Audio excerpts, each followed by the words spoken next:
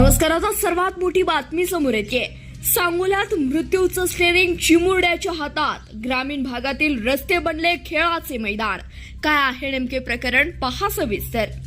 सांगोला तालुक्यातील घेरडी, जवळा, पारे, डिस्कळ, हंगिरगे, नराळे, गावडेवाडी, हबिसेवाडी या गावात रस्त्यावर जे चित्र दिसतंय ते केवळ कायद्याची मायपल्ली नाही, तर आपल्या सामाजिक बेफिक्रीचा आरसा आहे.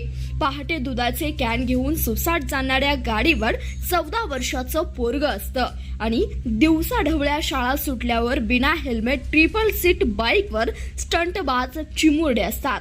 प्रश्न असा आहे की ही मुले गुन्हेगार आहेत का? उत्तर सोपं आहे, नाही. गुन्हेगार आहेत ते त्यांचे पालक आणि आपली व्यवस्था.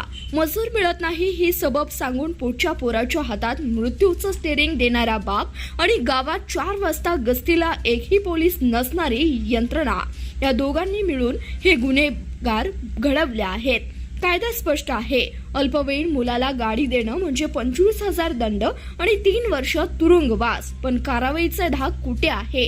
घेरडी फाट्यावर पहाटे उभं राहून दंड ठोठावला तर 4 दिवसात रस्ता सरळ होईल.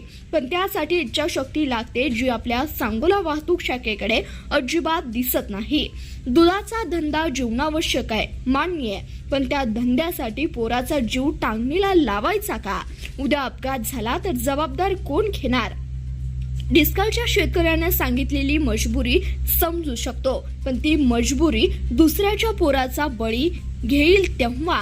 यावर उपाय 3च. 1. पोलिसांनी पहाटे 4 ते 8 आणि शाळा सुटण्याच्या वेळेत घेरडी ते नराळे पट्ट्यात रुटीन गस्त सुरू करावी. 2. दूध संघटनांनी नोंदणीकृत परवानदारक चालकाचा नेमण्याचा ठराव करावा. 3. आणि सगळ्यात महत्वाचं, पालकांनी आपल्या पोराचा जीव महत्वाचा की 200 रुपये वाचवणं महत्वाचं हे ठरवावं. रस्त्यावर बाल गुन्हेगार सुसाट सुटल्यात कारण आपल्या सगळे जबाबदार प्रौढ झोपले आहेत. ही झोप आता मोडायची वेळ आली आहे, नाहीतर उद्याचा अपघात या आपल्या दारात होईल. यावर नक्कीच विचार करा. तोपर्यंत पाहत रहा CBS न्यूज मराठी.